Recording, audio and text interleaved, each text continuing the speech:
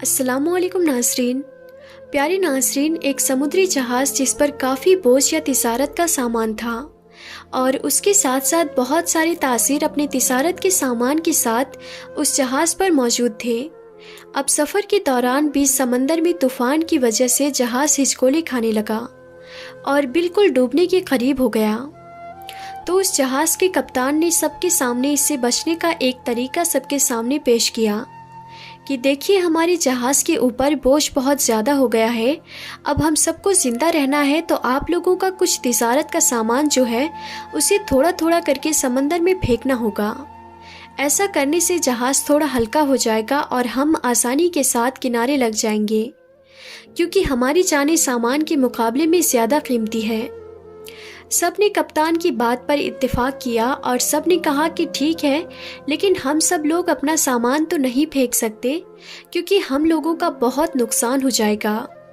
लेकिन अगर हमें अपनी जान बचानी है तो इसमें एक ही रास्ता है कि हमारी जान भी बच जाएगी और हमारा माल भी बच जाएगा और हम किनारे भी लग जाएंगे।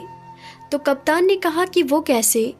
तमाम तासीरों ने कहा, इस जहाज़ पर एक नया तासीर आया हुआ है और वो नया तासीर अभी अभी तासीर हुआ है और उसने तिजारत का बहुत सारा सामान ख़रीद कर जहाज़ पर रखा हुआ है। तो क्यों ना हम उस तासीर को उसके सामान के साथ समंदर में फेंक दें। इससे हम सब का नुकसान नहीं होगा, किसी एक का ही नुकसान होगा। फिर सब तासीरों ने और कप्तान ने इस बात पर इत्तेफाक किया, लेकिन जिस तासीर का सामान फेंका जाने वाला था तो उसने कहा कि मेरे अकेले का ही क्यों सामान फेंक रहे हो, आखिर मेरे साथ ही ऐसा क्यों हो रहा है। लेकिन सब तासीरों ने उसकी एक ना सुनी और उस नए तासीर के साथ बगावत कर दी, यानी उससे लड़ाई झगड़ा करना शुरू कर दिया। और झगड़ा इतना बढ़ गया कि सब तासीरों ने मिलकर उस नए तासीर को उसके सामान के साथ उठाकर उसे समंदर में फेंक दिया। उस तासीर ने सामान को छोड़ अपनी जान बचाने के लिए तैरने की बहुत कोशिश की, क्योंकि वो जहाज़ समंदर के बीचों बीच था तो किनारों तक पहुंच पाना मुश्किल था, तो तैरकर उसके लिए भी मुमकिन नहीं था।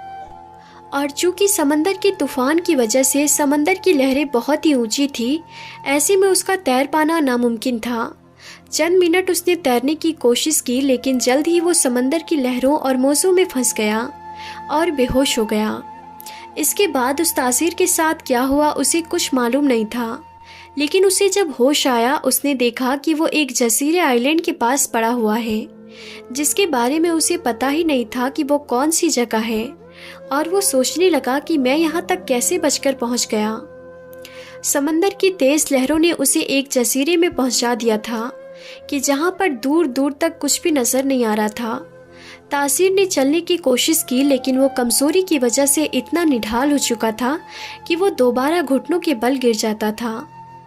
फिर वो अल्लाह के हुजूर सर सजदे में रखकर अल्लाह ताला से दुआ मांगता था कि जिस अल्लाह ने उसे इतने बड़े गहरे समंदर से यहाँ जिंदा पहुँचा दिया है, तो बेशक वही ज़ात है जो मुझे इस मुसीबत से भी निकाल सकती है।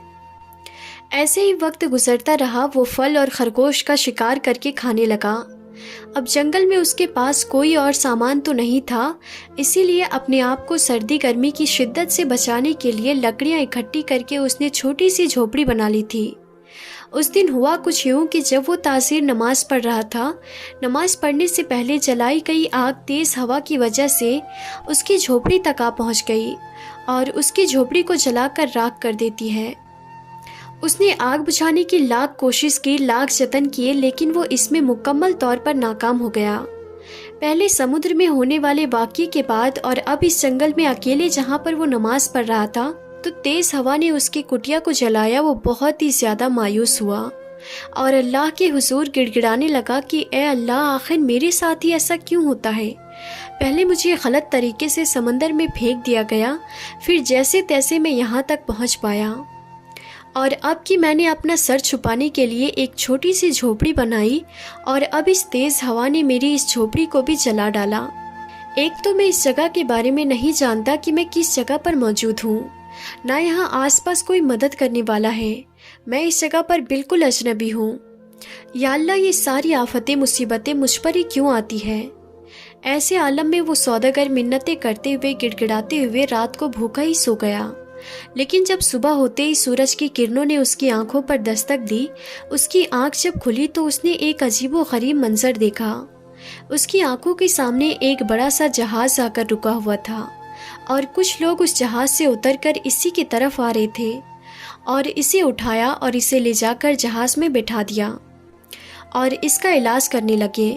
اسے کھانے کو دیا۔ جب اسے ہوش آیا تو اس نے پوچھا کہ آپ لوگوں کو کیسے پتہ چلا کہ میں یہاں پر ہوں؟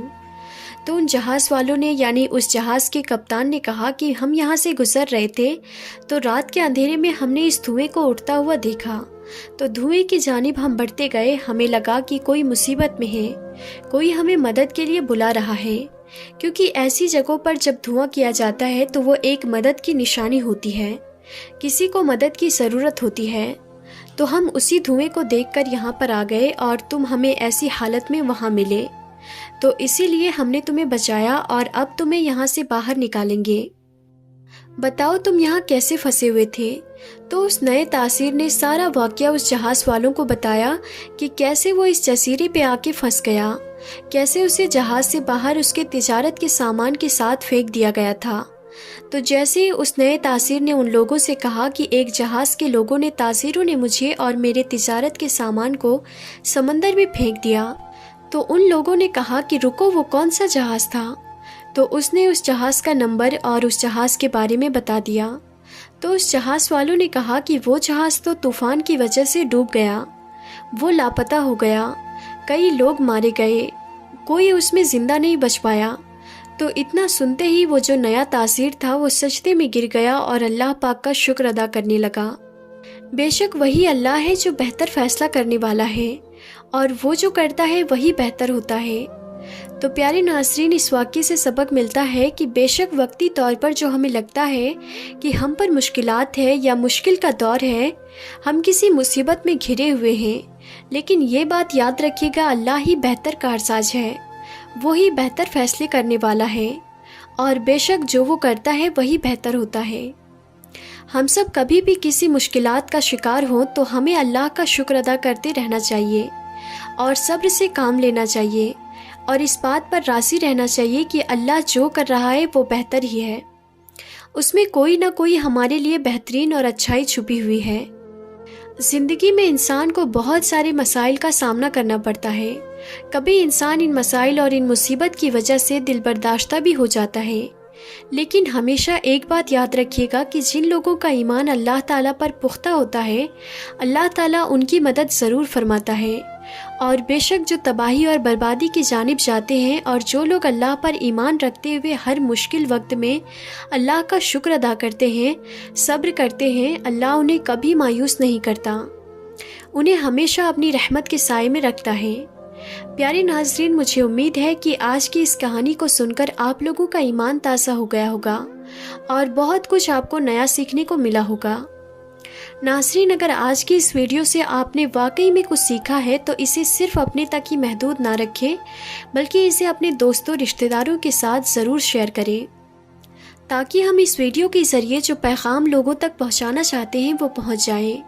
تو آج کی اس ویڈیو میں تھا بس اتنا ہی، ہم پھر ملتے ہیں اگلے نئی ویڈیو میں، تب تک کے لیے خدا حافظ۔